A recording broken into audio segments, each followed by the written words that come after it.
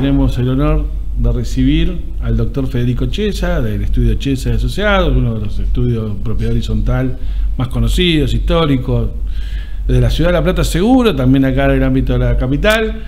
Y bueno, bienvenido Federico. Bueno, Marcos, un placer, muchas gracias por la invitación. Siempre charlar con amigos de propiedad horizontal, que es lo que nos gusta, siempre nos enriquece y también las distintas miradas que admite, ¿no?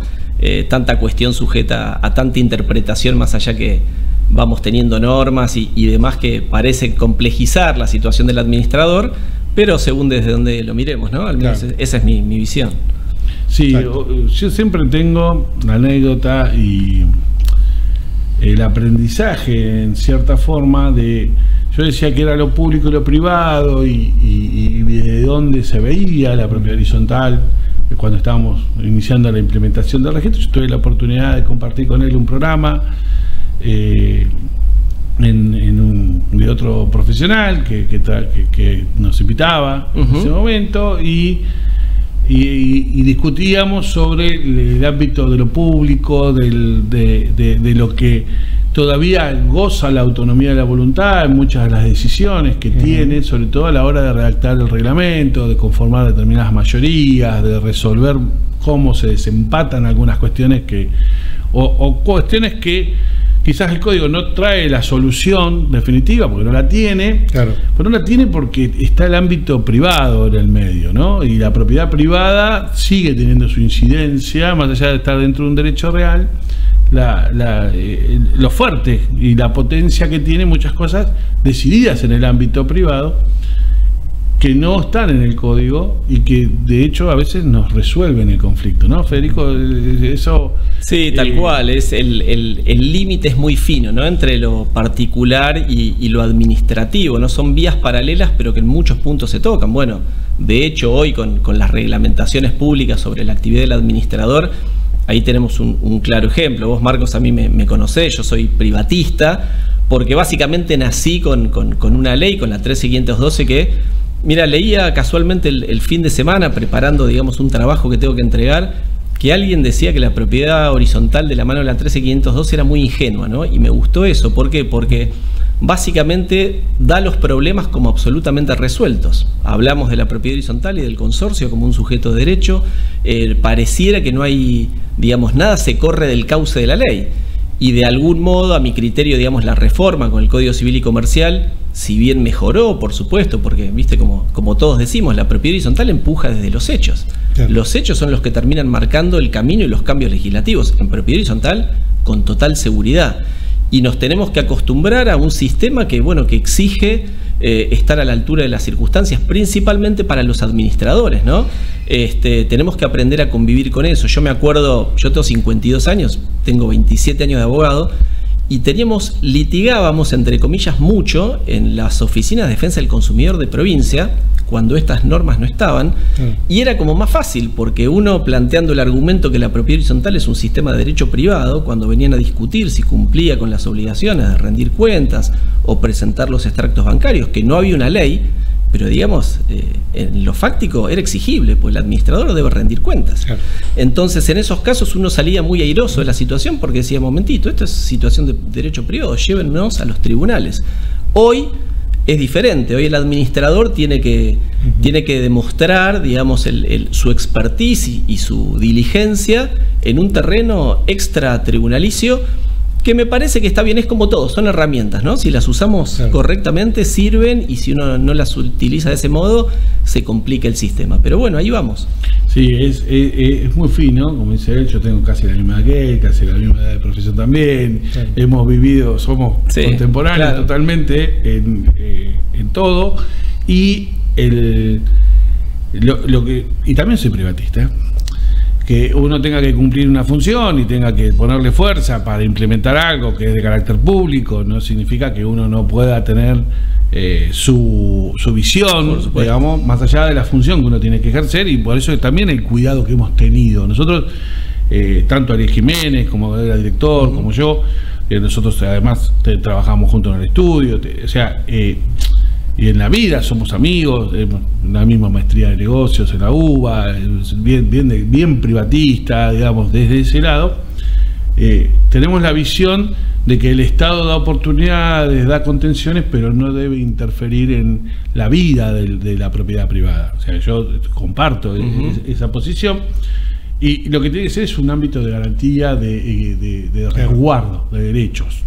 ¿Sí? Entonces, esta instancia administrativa de revisión tiene que ser muy cuidadosa, no puede ser masiva, invasiva, digamos, y creo que lo logramos en llevarlo de esa manera, porque tiene esto de que el sector ya lo había desarrollado. O sea, la propiedad horizontal está desarrollada, funciona, avanza, se modifica, se transforma.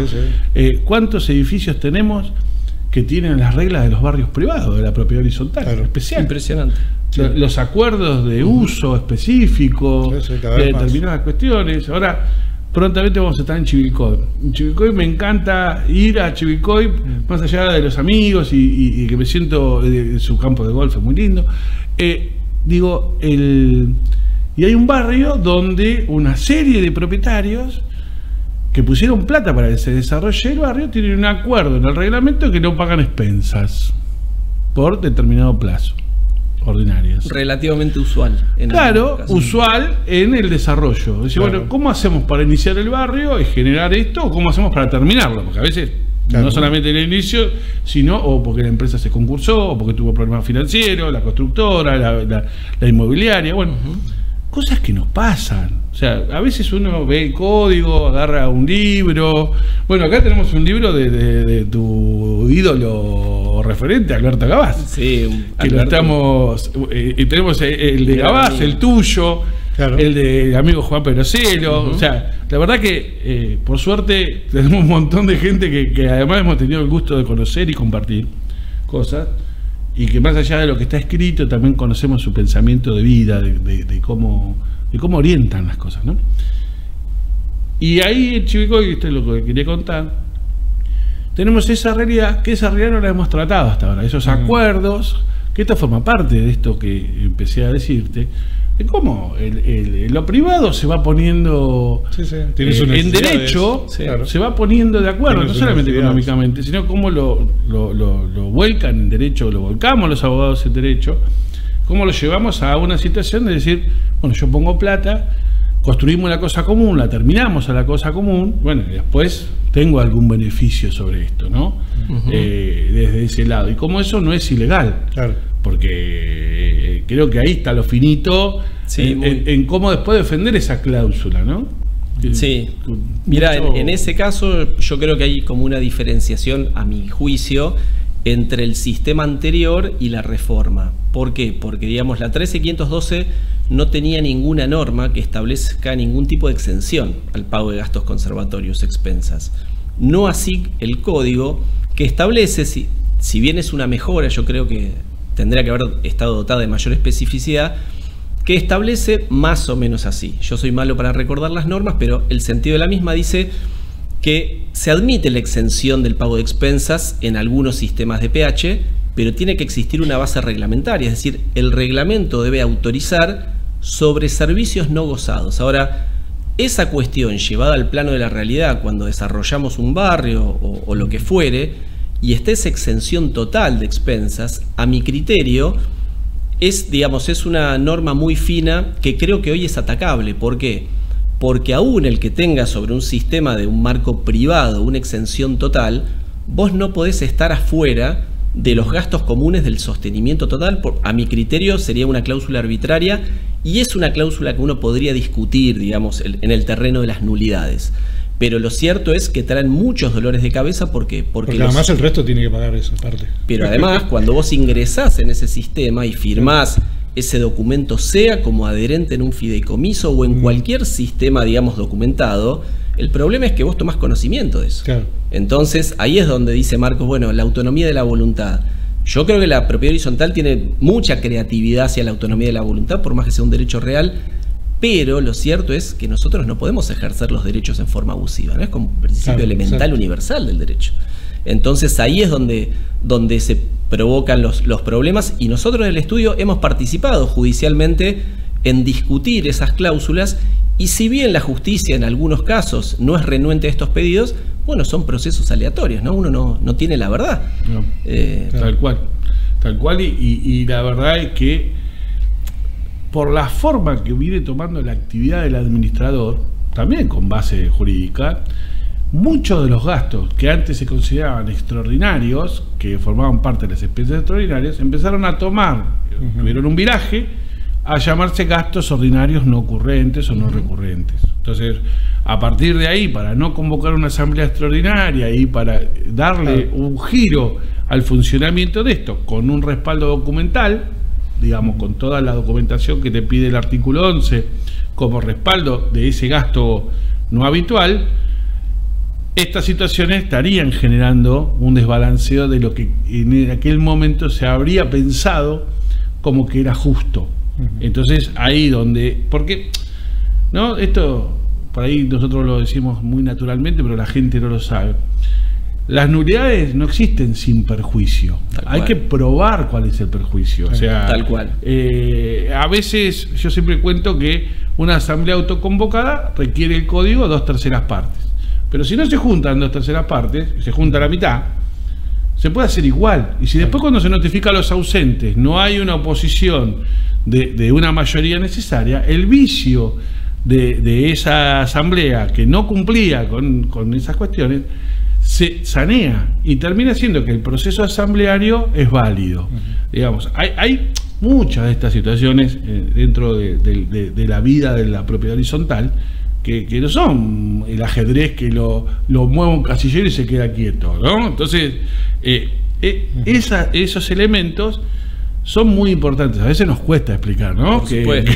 Que porque no hizo esto. No hizo esto, está mal, hay que echarlo, hay que inhabilitarlo, hay que sacarle la matrícula. Bueno, mire, hay cuestiones que son saneables. Totalmente. O sea, no todo error es imperdonable, hay que echarlo, extraditarlo del país, ni es un chorro. Porque también hay situaciones donde no todo es chorro. O sea, usamos las palabras con una liviandad, ¿no? Advertencia, amenaza. Yo siempre pongo ese ejemplo de si no te portás bien o no aprobás el examen, te saco la play, lo que le decimos a nuestros hijos, a veces, o te saco el básquet, o te saco el hockey, o te saco esto, porque por dónde le duele un poco para que motivarlo. Si no, no me amenaces. No te amenazo, te advierto. Bueno, si pasás a los 60 kilómetros te ponen una multa. Pero para eso que sea válido hay que ponerle un cartel antes, según la ley de la provincia de Buenos Aires. Tiene que decir fiscalización de velocidad. Antes se escondían y con la pistola. Digo, ha ido cambiando eso, ¿no? Sí, por supuesto, y esto que vos planteabas de las nulidades es muy importante, porque es tal cual como decís vos, ¿no? Las nulidades son relativas, entonces pueden ser saneadas, ¿no? por el transcurso del tiempo, y lo que la gente tiene que entender, el vecino, el consorcista, que no solamente, digamos, la irregularidad formal de incumplimiento con una mayoría en ciertos casos genera, digamos, automáticamente la posibilidad de exigir esa nulidad. Lo podemos pedir, pero entre denunciar la nulidad y que la otorguen judicialmente, hay un camino muy tortuoso. ¿Por qué? Porque vos lo dijiste, independientemente que el vecino pueda demostrar con claridad que hay una violación o un vicio, digamos, rígido, no se cumplió con los 2/3 y demás. Además de eso, digamos, como uno no puede pedir la nulidad por la nulidad misma, es decir, tiene que acreditar un perjuicio, no solamente, yo siempre explico esto en las consultas, no solamente para iniciar un proceso voy a tener que acreditar un perjuicio, sino que además tiene que tener cierta magnitud, porque la justicia no está para resolver cuestiones nimias. Entonces, si yo estoy discutiendo que mi coeficiente en el pago de expensas por una exención de un vecino en un conjunto de 500 unidades va a representar 10.000 pesos por mes, aunque tenga razón, no siempre la justicia nos la da. Cuando el daño, digamos, que se provoca con el proceso es mayor del que se quiere evitar. Pero bueno, estas cuestiones de las nulidades es uno de los grandes temas, ¿no? Entre muchos, sujeto a tanta interpretación. Claro. Por ejemplo, ahí mencionaste algo. Yo sé que Bernardo, bueno, no está, pero he intercedido con él, con bienvenido Rodrigo Basalo, presidente de Coproba, que también es muy impulsor de estas cuestiones de resolución de conflictos. Ha tenido todo un tema con los centros de mediación de los colegios de abogados, bueno, de Leandro Gabás.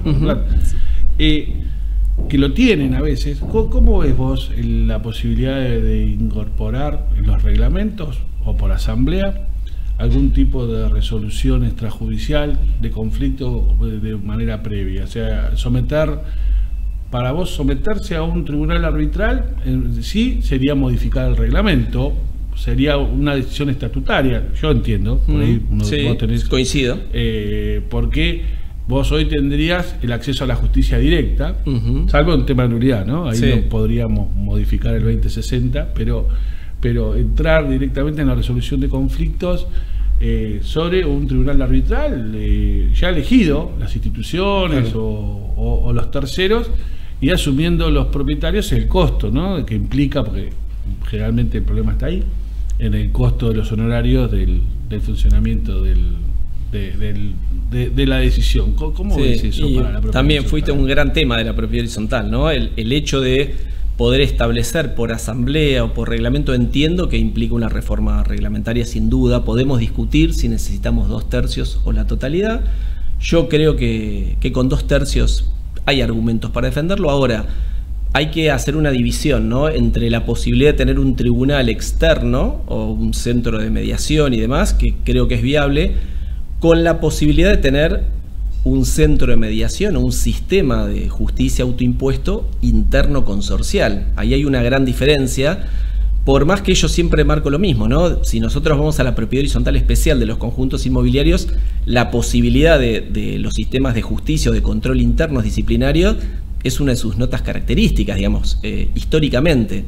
En la propiedad horizontal clásica, en los edificios en altura, lo podemos discutir porque por varias cuestiones, pero por un lado el artículo 2069 para mí es muy importante. Dice, si alguien advierte una violación al sistema o al régimen convivencial, tenés que ir a la justicia ordinaria. Pero pasa algo que vos aclaraste muy bien al principio. Tenemos muchos edificios que se empiezan a parecer a algunos conjuntos inmobiliarios por la gran cantidad de amenities que tienen. Entonces eso hace que haya como mayor interferencia intersubjetiva, más posibilidad de colisión. Entonces se empiezan a asemejar los edificios en altura, en algunos casos, a algunos pequeños conjuntos inmobiliarios. Entonces ahí la pregunta es, si funciona para la PH especial, ¿por qué no para este sistema que es tan parecido? Bueno, está realmente en discusión. De hecho, a ver, hay reglamentos y hay asambleas que dicen podemos poner un sistema, incluso en algunos casos que para mí no es correcto, pero lo vemos, que digan, el Consejo de Propietarios puede oficiar como órgano disciplinario. Yo he visto muchos reglamentos. Tiene esa atribución, le corresponde, pero bueno, cuando ya en un reglamento tenemos ese tipo de normas con un sistema privado, bueno, en principio habría que cumplirlo, ¿no? Claro. Como las comisiones de tal cosa. Bueno, sí. ¿Cuántas veces en los barrios privados vemos una comisión unipersonal? Claro. O sea, es una comisión unipersonal, porque renunciaron, porque no quisieron, porque se pelearon, porque tenés de todo, no solamente la arquitectura, que a veces es la más usual por el tema de los cargos. Hay reglamentos que siguen teniendo los cargos en dólares, que entonces vos tenías pesos, dólares, hay que ver la cotización y todos esos líos, y que tampoco podés andar haciendo una asamblea para resolver cada diferencia que tenés, porque también se genera esto de que no hay un sistema de controversias previsto en el reglamento. Mirá, yo siempre cuento, y esto, Federico, vos abriste la puerta, la 13512 no preveía el Consejo de Administración. El Consejo de Administración fue una creación pretoriana, fue una creación de algún escribano o de algún abogado que lo redactó el reglamento, y después lo fueron cambiando por los años de los años. Todo el mundo pensaba que estaba en la ley, y uno iba a la 13512 y no estaba en la ley, no estaba en la ley, no estaba en el código, no estaba en ningún lado. Lo refleja el código en el 2064, con el tema de los propietarios que tienen que ser propietarios, no puede ser esposo de la propietaria. Es un tema también bastante complejo en los barrios privados y en los edificios también. Pero como que la fuerza de la realidad va creando esto. A medida que vayan surgiendo reglamentos, van a ir eso. Yo estoy esperando con mucha inquietud también a Juan Perocielo, que es juez, porque ahora es juez contencioso administrativo federal, con lo cual ahora puede hablar tranquilamente, pero antes era juez civil. Y en el sentido de, nosotros necesitamos que los jueces empiecen a hablar un poco más, los jueces civiles empiecen lo que pasa es que tampoco llegan las causas. O sea, las causas no llegan por costo. Hoy es preferible resignar una acción porque no juntan los costos. Vos podés como abogado aconsejar, bueno, vamos a iniciar por acá, bueno, ¿y cuáles son los costos? Y los costos son esto, claro. Podemos ser solidarios con los peritos, podemos ser esto, tenemos esta tasa, tenemos que... Y la gente dice, no, más costos no. O sea, si no te quieren cambiar a veces las LED por las luces comunes, imagínate claro. Iniciar algo que tampoco vos le podés asegurar un resultado. Porque totalmente. Justamente es aleatorio por naturaleza. Claro. Entonces, ¿hasta dónde llegamos con esto de podemos opinar, pero la verdad la van a tener los jueces? Y todavía, bueno, en Provincia de Buenos Aires, capital, hay un desarrollo un poquito más importante. Ahora, con Leo el otro día en otro programa analizábamos un par de fallos que teníamos de la Ciudad de Buenos Aires y nos seguían hablando del Consejo de Administración, ¿te acordás? Nos seguían hablando de cuestión.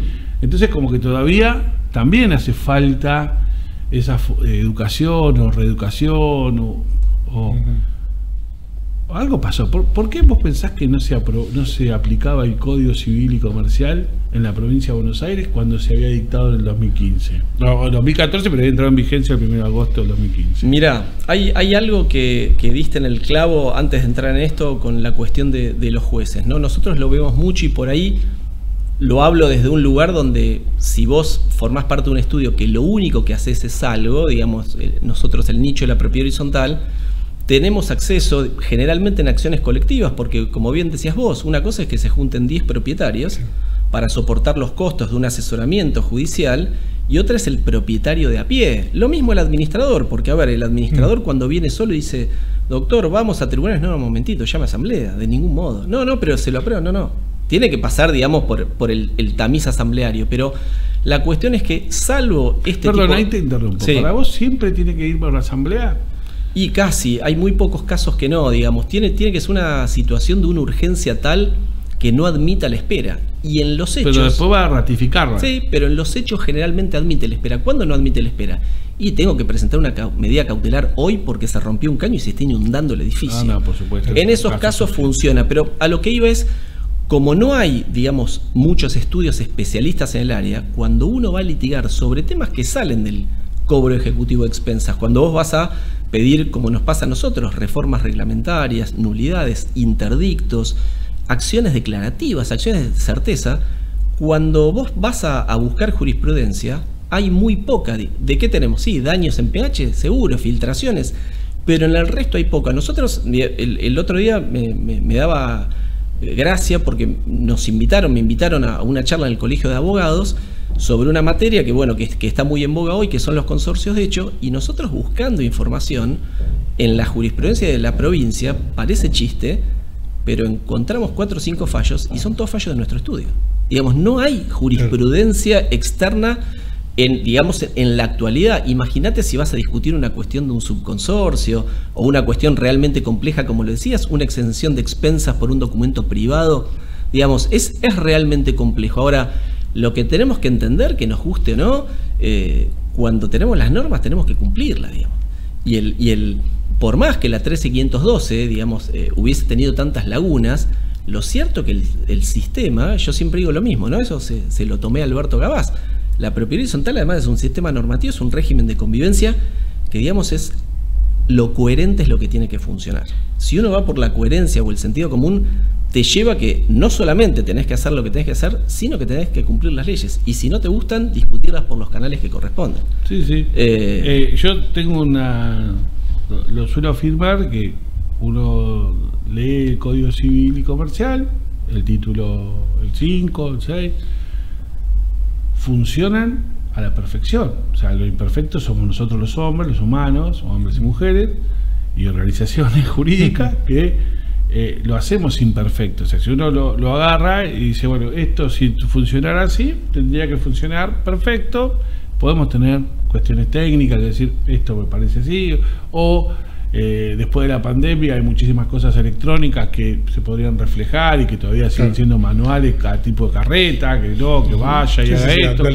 El libro de propietario para mí tendría que ser digital, tendría que ser consumido por el propio administrador, cambia el propietario, lo ingresa con su clave fiscal, lo modifica, de ahí consume ARBA, consume ARCA, consume el municipio. Estos de los regímenes informativos de las expensas lo tienen, automáticamente lo tienen todo concentrado ahí, no necesitan que el administrador tenga que andar haciendo informe de informe, sino un submundo electrónico que hoy pueden convivir y todo el mundo consumir con las matices de seguridad correspondientes, ¿no? Pero es posible. Entonces, desde ese lado, pero hay, digamos, la situación de extrañeza que, y yo lo viví, más del 50% de la población de la provincia de Buenos Aires tiene un vínculo directo o indirecto con la propiedad horizontal. Total. ¿Sí? Es un número que enorme. Puede incluirse más todavía, pero vamos a poner una expectativa de mínima. Sin embargo, la propiedad horizontal no tiene agenda política de nadie.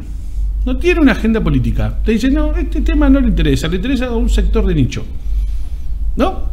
Y sin embargo, la mitad de la población tiene una cuestión enorme, ¿no? Totalmente dispersa, quizás no esté unificada, pero quizás esté muy llevada. Bueno, esto es del sindicato, esto es de las cámaras, esto es de. No sé, la propiedad horizontal es de todos. Bueno, todos vivimos en propiedad horizontal, o el 50% por lo menos, y te genera esto. Esto también se refleja en esto que decís vos, de la poca judicialización que tiene el sector. Costos muy elevados. Vos lo vivís. Separemos los honorarios, porque los horarios cada uno percibe. Separemos el tema de los horarios. En realidad, ¿el resto es muy costoso? No es un proceso costoso. El resto interdicto.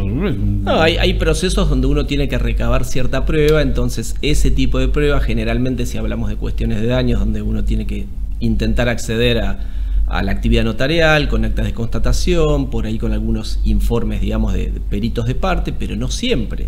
Digamos, hay también herramientas que el sistema prevé para la gente que no tiene recursos, o si estamos discutiendo cuestiones en ciertas relaciones de consumo donde eso la justicia está avanzando y permitiendo, digamos, ciertas exenciones de costas para aquellos, tasa, exacto, sin estar en una condición de indigencia, ¿no? Digamos, alguien que puede estar bien pero no acceder a ese tipo de costos, pero en general entiendo que no, es más el en lo que es la preparación, pero después, bueno, hay que ir al caso por caso, ¿no? Hay procesos de fondo que son más complicados, y por ahí lo que nosotros vemos mucho en el estudio es que la gente tiene que entender que la justicia tampoco está para resolver todo, está para resolver algunas cuestiones, pero hay como una primera línea de defensa que es consorcial, ¿no? Uno tiene que agotar, digamos, el sistema orgánico. Pero, por ejemplo, ¿no? Un caso, todos asumimos, porque creo que todos en general, me hago cargo de decir todos, capaz que no son todos,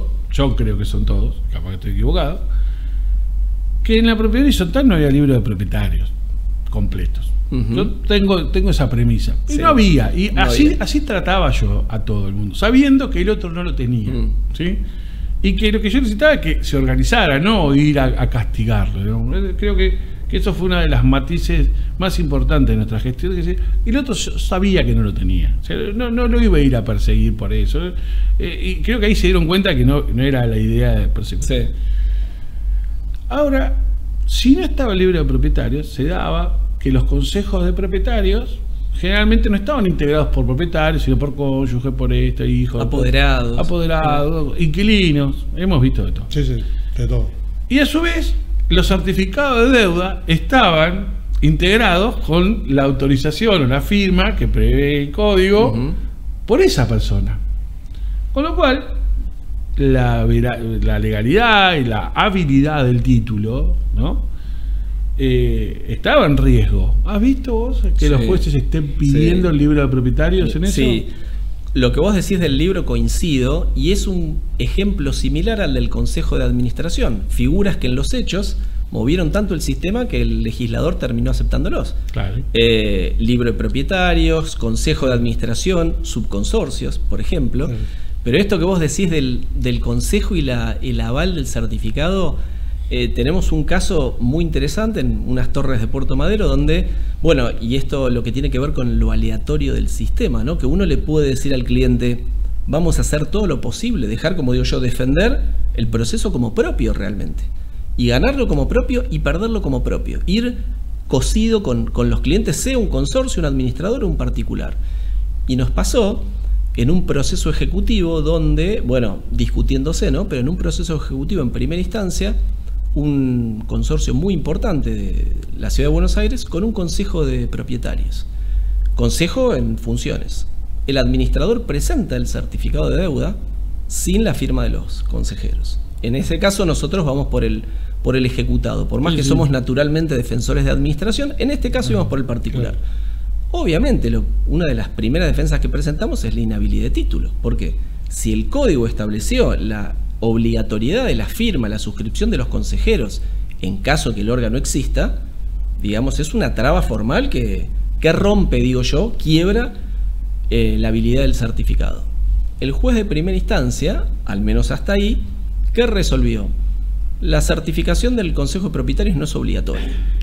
No es obligatoria ni aún existiendo, porque lo que establece el artículo es que, como puede existir o no, aunque exista no es necesario, cosa que para mí es una barbaridad, pero ahí entramos en las cuestiones de interpretación. Claro. Y yendo más en una cuestión de política administrativa, esto que decía Marcos, la cantidad de vinculación que tenemos todos, o el 50% con la provincia, en la provincia de Buenos Aires sobre la propiedad horizontal, a mí me hace pensar que debería haber como mínimo juzgados especializados en propiedad horizontal, porque te sorprendería, no tengo una estadística, pero te podría asegurar que más del 70% de los procesos en la provincia de Buenos Aires, directa o indirectamente, tienen algo de propiedad horizontal. Es interesante, lo comparto eso. Yo creo que no está señalizado. Claro. O sea, está subsumido o está contenido el conflicto tiene origen, causa o desarrollo dentro de la propiedad horizontal, pero no otras áreas lo han absorbido desde, por ejemplo, lo civil o lo comercial, desde vos lo podés ver desde no hay derechos reales separados de los derechos personales en materia civil. Entonces, desde lo laboral, desde el fuero de familia, digamos. Y hay cuestiones que son absolutamente independientes de cómo lo pueden llegar a abordar un juez que no está en esto especializado en. Claro, o sea, y ese es el tema que un poco vos lo decías hoy. Y te das cuenta de eso a medida que vas transitando, que no lo tenés. O sea, y a su vez, digo, así como en la Ciudad de Buenos Aires, en el ámbito de la justicia nacional, tienen un muy buen sistema de primer despacho, donde vos no tenés que andar pidiendo todo el tiempo si libre cédula, si libre mandamiento, si libre esto, sino que hay un solo despacho que te ordena el proceso, y capaz que con ese mismo despacho llegás hasta sentencia. Digamos, tal cual, es así, funciona así. Esa condición previa de acreditar tendría que ser como cuando iniciás una ejecución de expensas, que muchos juzgados te piden que traigas el informe de dominio para ver si efectivamente la persona que estás demandando es el propietario. O acredites la condición de cómo lo estás demandando, si es como poseedor, qué elemento podés tener para acreditar. Claro. O sea, no es solamente el certificado de deuda. Con eso. Digo, son cosas que por ahí uno les habla técnicamente, pero el que escucha del otro lado, la gente, el consorcista, se da cuenta de lo importante que es cada detalle de esto. Y en cada detalle de esto hay algo, ¿no?, que yo siempre digo que es el océano. Que nosotros, los que nos criamos en la costa, nos enseñaron que al mar no había que tenerle miedo, sino respeto. Tal cual. Que es el artículo 160. ¿No? El artículo 160 es el océano para los administradores, muchas veces, porque o no le tienen ni lo piensan, de que eventualmente mañana van a hacer una acción de responsabilidad por las costas de un juicio mal iniciado. Totalmente. Porque este administrador, que vos decís, o empresa administradora, me imagino, cuando inicia el proceso y el código establece que si existe el consejo tiene que estar validado, porque lo dice de carácter imperativo, no aleatorio. Totalmente. Si mañana eventualmente la Cámara Civil revoca. La sentencia e impone las costas, habrá sido un desvío del administrador haber iniciado una ejecución sin contar con la firma del consejo, ¿no? Sin duda, o sea, sin y duda. Eso no lo tienen en el mapa. No lo tienen en el mapa, y que a veces es por los montos importantes. Sí, tal cual. ¿No? Claro, hay muchas cosas del 160 que no se tienen. Ahora, yo tengo una pregunta para Federico, para saber su opinión, porque siempre es bueno saber de los que más saben. Cuando el Consejo administra, sí, que toma las atribuciones en esos 30 días. 2064, sí. 2064. En esos 30 días o superado los 30. Vamos a poner los dos supuestos, sí, para que darte una salida. A ver, vamos. Aquellos que están administrando, ¿tienen la responsabilidad del 160? A ver, yo creo que el Consejo está protegido por una cuestión, digamos, que no tiene una personería separada, ¿no? Y además hay una realidad que los consejeros no necesitan tener una expertise determinada, un conocimiento determinado. De hecho, ejercen ad honorem, con lo cual la vara es mucho más flexible. De hecho, no tengo en mente ningún proceso donde hayan responsabilizado personalmente a los consejeros. Alguno debe haber, digamos, no, hasta el estudio no ha llegado, pero yo creo que si cumplen los 30 días, entendiendo que el Consejo convocó y el Consejo no reemplaza al administrador. Es una situación especial. Exacto.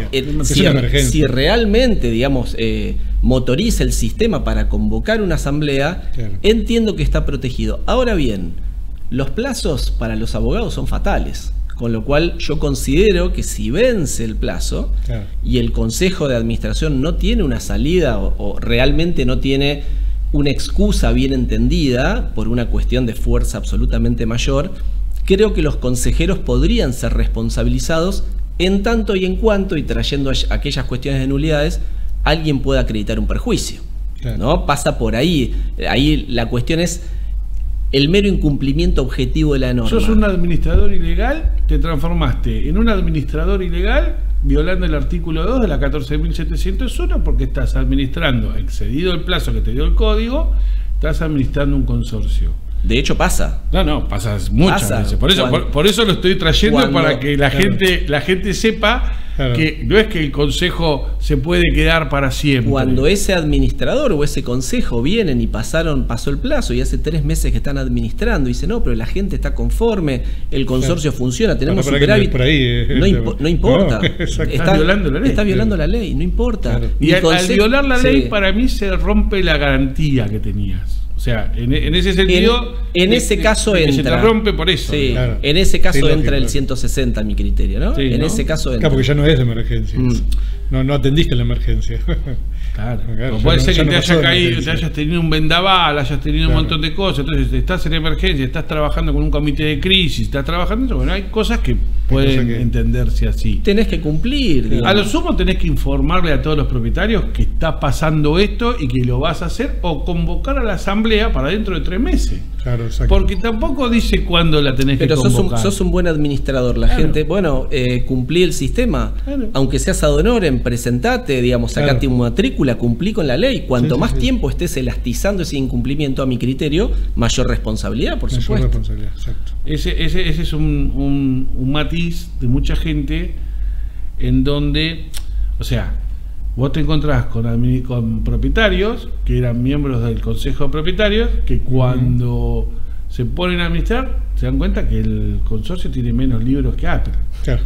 O sea, tenía el de asamblea y, claro, alguno más. Y entonces empiezan a regularizar eso. Y dicen, bueno, vamos a regularizar esto y vamos a convocar a otro. Pero esos 30 días son fatales, porque el código dice, bueno, se puede extender, porque cuando el legislador te da la chance de... Lo ha hecho. O sea, y al estar en un sistema que es bastante arreglado, por estar en derecho real, y si no le hubiera dado la posibilidad de ampliarlo, ¿qué opinás vos que se amplíe en un nuevo reglamento, o sea, 2015 para acá, un nuevo reglamento, ese plazo del Consejo? ¿Qué pasaría? ¿Cómo lo... Mira, tomándolo así como tipo charla de café, yo creo que los reglamentos, los reglamentos son obligatorios, digamos. Lo mismo que lo que dicte la Asamblea es obligatorio. Lo que pasa es que el límite es la ley. Claro. Y me parece que hay una prelación, hay un principio de prioridad jerárquica del código sobre los reglamentos, digamos. Eso es lo que creo yo. Después hay que ir finito. Uno de los grandes problemas que tiene cuando el Consejo toma, y también que es usual, que por ejemplo toman el hecho de que el administrador no convocó a asamblea o tiene una ligera indisposición, y el Consejo toma, y tenemos un administrador que quiere administrar y tenemos un Consejo que recibe las expensas de la gran mayoría. Bueno, ahí tenemos los problemas del traspaso administrativo. Claro. Y vienen los consejos y dicen, no, nosotros estamos administrando, pero en algún momento resolvelo, porque tenés dos figuras y ahí es donde se presenta algunos de los juicios extraños, que son las acciones declarativas, cuando uno tiene que ir a la justicia y decirle, che, no sabemos quién es el que tiene mayor derecho de administrar.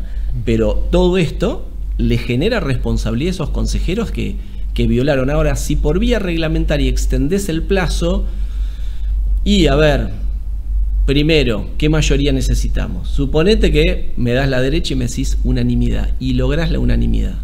Es imposible. ¿Vale ese reglamento? Yo creo que no. Le doy prioridad al código. Siempre le doy prioridad al código. O sea, el 2046, en este caso, cedería ante el 2064, para el muy técnico ya. Sí, ya muy me fue técnico, muy técnico, sí, pero cedería porque... Y ahí entro en otra cuestión. Discutible, por supuesto. Discutible. No, lo que podemos son todos discutir, temas discutibles. Por ejemplo, otra de las cuestiones es, y en esto yo sé que la pierdo, pero me gusta plantearla, es si la integración del Consejo de Propietarios, que es algo opcional, porque el 2064 dice que puede o no tenerlo, o puede, dice, no dice puede o no, pero puede, la Asamblea puede designar, es un órgano aleatorio de los consorcios. El propio código dice, el consorcio tiene 3 órganos, ¿no? La Asamblea, el administrador, y puede tener un Consejo de Propietarios.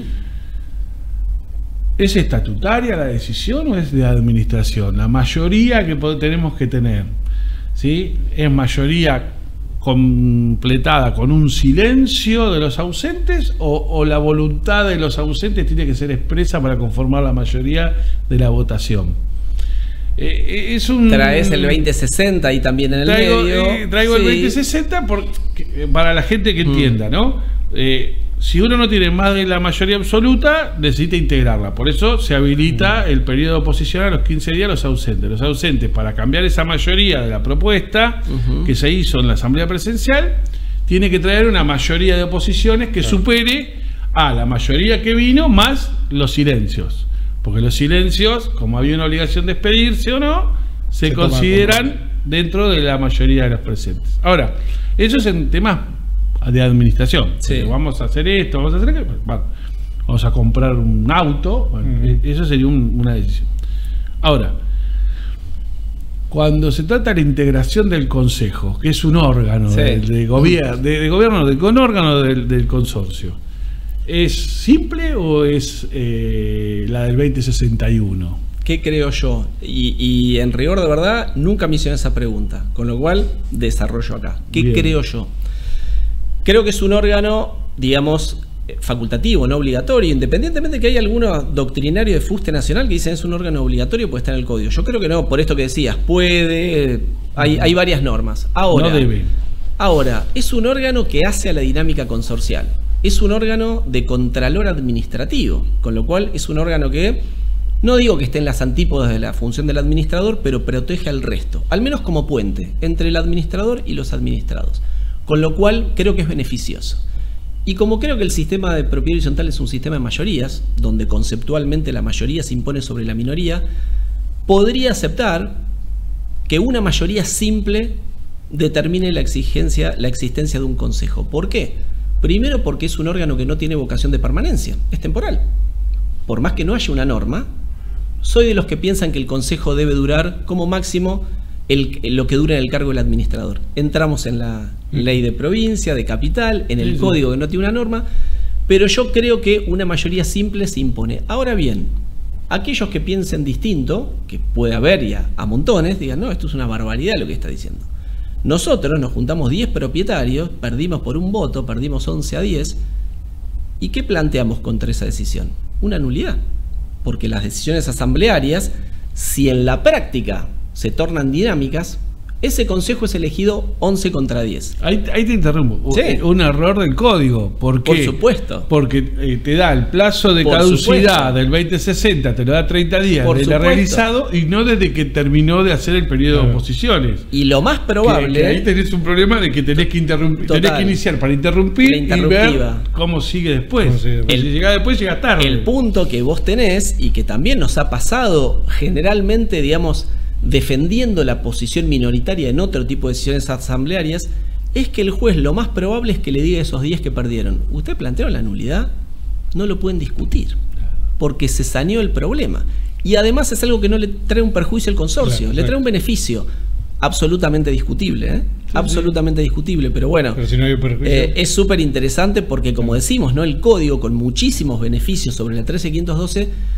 Hoy pareciera, Marcos, a mí me da esa sensación que hay más temas de interpretación y hay más dudas que antes. No sé si uno se puso más grande, tiene más experiencia, pero parece que hay más dudas que con la 13512. Por eso digo que hay que ver de qué manera los jueces acuden en auxilio de las decisiones. Porque no es un problema de que la gente quiere conflictuarse sola. No. Es que la gente no es un tablero de ajedrez, la gente se mueve. Y dentro de esta movilidad tiene todas estas dudas que a veces no las podemos resolver, y resolvérselas es tan aleatorio, que es tan costoso, que la gente opta por resistir del conflicto. Y además, perdóname, y además hay una cuestión que nosotros también vemos mucho, es el sistema es muy complejo para presentar las nulidades. No solamente por ahí por los costos de un estudio especialista, pero digamos, no son costos altos como hablábamos. El punto es que aún si vos juntás esos 10 o 3 o 4 que plantean la nulidad, como bien dijiste, acción interruptiva dentro de los 30 días, porque al menos en Capital Federal con la 941, cuando vos presentás la mediación y se notifica la primera audiencia, suspende el plazo de caducidad, cosa que no tenemos en la ley de mediación de provincias. Es muy importante esa diferencia, pero presentás la acción interruptiva, vas a mediación, y el proceso dura... los procesos son más rápidos que antes, sin duda, con el tema del expediente electrónico. Ahora, un proceso de nulidad no te puede durar menos de 2-3 años. Cuando vas a discutir si ese consejo de propietarios tenía atribuciones de consejo, ya deben haber pasado 2-3 consejos más. Y si se torna abstracta la decisión. Y si le envío una carta de documento al administrador o un mail al administrador y le pido la suspensión por 30 días hasta que termine el proceso, bueno, eso todavía no se ha expedido a la justicia de la provincia de Buenos Aires, en el sentido de que uno puede ampliar el proceso sin la necesidad de ir y demandar.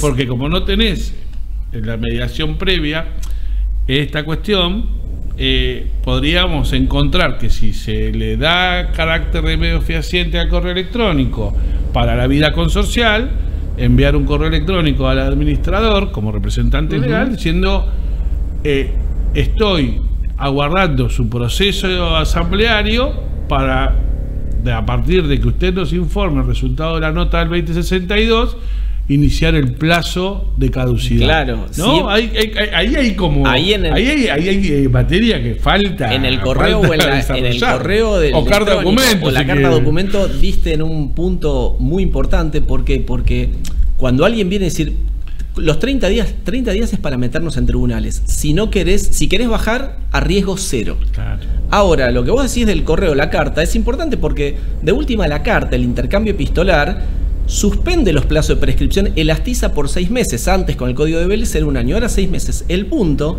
es que los 30 días del 2060 no es un plazo de prescripción, sino que es un plazo de caducidad. Claro. Entonces, lo más probable es que te topes con algún juez que diga, los 30 días es de caducidad. Perdiste. ¿Puede alguno decir, che, la carta te elastizó o el correo? Sí. Tomás riesgo. Por eso es tan necesario que aparezcan los fallos, ¿no? Sí, es como que estás en una zona de especulación que uno puede suponer algo, pero tiene que advertir. Claro. Mira, hay muy pocos, yo leí uno, digamos, no encontré nuevo sobre eso, hay uno de la sala, digamos, creo que es el voto de Keeper, de hace unos cuantos años, calentito el Código Civil y Comercial, te estoy hablando 2016, si no era fines de 2015, más allá que corría el otro código, en el fallo lo que dicen, bueno, dice más o menos así, querían un plazo para las nulidades que no había en la ley, bueno, les dimos el legislador dio 30 días y el plazo es terminal. Con lo cual, si vos tomás ese fallo de la sala de Keeper, de Cámara de Capital Federal, cuando yo leí ese fallo, yo antes de leer ese fallo, hace 10 años o 9 u 8, decía, yo con la carta me protejo. Cuando leí ese, ni la carta. Sí, ahora ya no. En rigor, de verdad, yo creo que son 30 días desde que terminó el proceso asambleario, no desde la realización de la asamblea. Claro. Para mí el error está en la redacción del 2060 y no del otro párrafo. Sí, necesitamos fallos sobre eso. Porque entonces necesitamos interpretar de que termina siendo el proceso asambleario. Bueno, ahí está el plazo de caducidad, 30 días, totalmente razonable, y no afecta a derechos. Esperar que el administrador termine el proceso de oposiciones en ese sentido. Con el tema de interpretación, porque nos quedan pocos minutos de programa, vos querías preguntarle a Federico por el tema de la 14701, con el tema de liquidación, la redacción, ¿te acordás de...? Sí, vamos. Tengo... Dale. Queríamos consultarte eso. Tenemos una situación que es la siguiente. De hecho, yo he dictaminado y ya han salido resoluciones, disposiciones sobre eso. La 14701 tiene en el artículo 11 toda una serie de requisitos que tienen que tener las expensas, la liquidación de expensas. Fiscales. La primera de todas, que es la de nuestros amigos de la plataforma, que tiene que tener el número de matrícula. Que yo digo que si no tiene número de matrícula, las plataformas son propiciadores del incumplimiento de una ley, porque si ellos le dijeran, si no tenés matrícula no te liquido a expensa, se acabarían los administradores ilegales por el lado de las plataformas. Sí. Tema discutido. Sí, tenemos de hecho algunas plataformas muy importantes, clientes del estudio, que bueno, pero siempre vamos sobre el asesoramiento. Uno puede decir, hay que ir para acá. Uno puede ir para acá y por ahí la plataforma dice, yo voy por acá. Claro. Uno asesora y está bien. A veces compartís criterios. Son decisiones estratégicas que yo también las acepto. Digamos, yo estoy hablando de lo que uno lee. Si tiene la obligación de, si no la tiene, claro. Después que aparezca lo que tiene que aparecer. Eso por un lado. Pero bueno, está el riesgo empresario de asumir eso. Y de las cámaras de decir, che, muchachos, con ustedes no trabajo más, porque ustedes le están liquidando los ilegales. Claro. O sea, yo soy cámara que defiendo a los legales y les empiezo a intimar. Yo como cámara de administradores les empiezo a intimar a todas las plataformas. Cumplan porque empezamos a hacer campaña para que no trabajen más con ustedes. Sí. La cámara hará eso, pero no creo hay cámaras y cámaras. ¿No? Hay cámaras y cámaras, pero... Intereses. Claro, y después dicen, no, y el Congreso y la reunión que me la financia, ¿no? Y entramos en un mundo de esto. Son sustanciales, esto yo creo que no hay que entrar ahí, hay que llegar antes de ahí. Dentro de esos requisitos, el inciso G establece que un supuesto que en los casos que tengan menos de 100 unidades funcionales no será necesario y punto. Y no dice nada más. Y después... ya sé dónde vas igual. Claro, y después tiene el inciso H, J, bueno, todos. Y el último que es el de los extractos. Los bancarios. Los bancarios. Todo apareció porque un consorcista había denunciado al administrador que no cumplía con la de los últimos 30 años. Sí. Entonces, la defensa del administrador es está el inciso K, el inciso H dice que todo esto que está debajo del inciso H no es aplicable para menos de 100 unidades funcionales. Yo digo, lo que nosotros interpretamos en su momento, como dictamen, es que, primero, que es un error de redacción, que no hace la transparencia, que no sé, y además, en la práctica, todos los administradores informan el seguro, la póliza, los empleados, los contratos, porque todo eso está ahí abajo. Sí. ¿Cómo te ha llegado algo de esta discusión? Y si querés opinar sobre eso o no. Te digo, por más que, como digo, naturalmente somos abogados de administradores. Pero, digamos, yo creo que uno en cualquier ámbito tiene que hacer las cosas lo mejor posible. Claro. Y más allá de la norma fría, digamos, las normas tienen un espíritu. ¿Para qué están? Entonces, si a mí me preguntás, primero que no hay ningún sistema en Argentina de división entre pequeña, mediana y gran propiedad horizontal.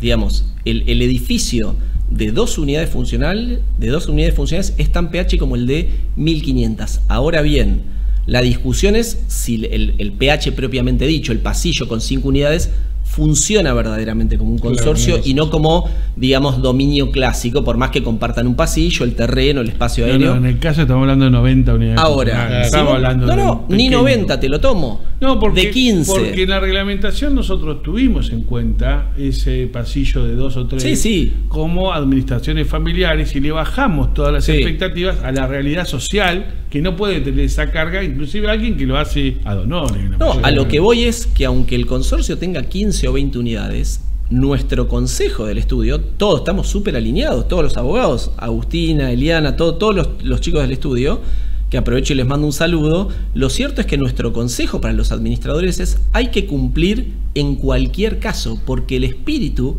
de la 14701 es traer mayor transparencia. Entonces, ¿cómo voy a informar los juicios o el seguro y no voy a informar los extractos bancarios? Claro. Eso hace a una administración diligente. Además, teniendo en cuenta que no tiene ningún tipo de costo. Claro, pero... No, es más, Bernardo en una nota... Porque a veces podés tomarlo por un tema de costo, que vos decís, no sé, una norma municipal en donde dice, bueno, esto cierto, para bajarlo a 4 unidades, si vas a pagar 4 millones de pesos por un informe, es una locura. Capaz que bajan ese tipo de cosas, pero en esto no tiene ningún tipo de costo. No, en honor a su ausencia, pero porque amigo, y esto lo venimos súper debatiendo, él lo ha informado en un medio de Mar del Plata, en un diario, que ellos como Cámara obviamente recomiendan esto mismo que vos decís. Pero el tema era no como recomendación, sino el tema es como exigibilidad, porque todos recomendamos esto, todos pensamos que es lo más transparente, todos sabemos que no es oneroso, que si tenés la cuenta, o sea, ya es bueno que tengan la cuenta del consorcio, ¿no? Sí, vamos, porque eso quiere decir que tiene la quit. Son procesos que no son simples a veces de lograr, de tener todo armonizado. De hecho, había entidades que te daban una subcuenta a nombre del administrador porque no podían encontrar eso. Ahora, teniendo todo a disposición, el régimen de transparencia es ese, pero el inciso acá es de carácter obligatorio, digamos. Claro. Esa era un poco la discusión, o si era alternativo. Digamos, estábamos en eso. Sí, nos quedamos ya sin tiempo. Hay mucho para hablar. Nos ponemos y la verdad que es tan lindo. No, pero en otra charla. Y Federico siempre es tan generoso y yo te agradezco. Además compartimos siempre en algún lugar. Siempre ha sido. No, para mí es un placer, y siempre estamos a disposición, y agradecido de la invitación, por supuesto. Te agradezco mucho. Te agradecemos. Un saludo grande a toda la gente de tu estudio también, que siempre colabora, y que, bueno, y la verdad que hay una dinámica comunicacional muy interesante, novedades en cuestiones de resoluciones o temas novedosos, porque todo se mueve, ¿no? Tal cual. Así que muchísimas gracias a todos. A ustedes.